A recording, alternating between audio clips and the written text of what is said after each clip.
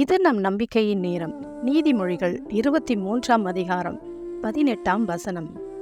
நிச்சயமாகவே முடிவு உண்டு, உன் நம்பிக்கை வீண் போகாது. இங்கே ஒரு நம்பிக்கையை குறித்து சொல்லப்பட்டிருக்கிறது. உன் நம்பிக்கை வீண் போகாது.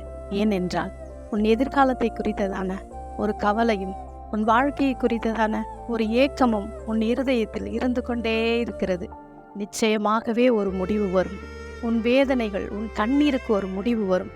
உன் குடும்பத்தின் சூழ்நிலை இப்படியா இருப்பதை நினைத்து நினைத்து நினைத்து ஒவ்வொரு நாளும் சோர்ந்து போயிருக்கிறாய், கவலைப்பட்டு கொண்டிருக்கிறாய். யாரும் உதவி செய்யவில்லையே என்று நீ வேதனைப்பட்டு கொண்டிருக்கிறாய்.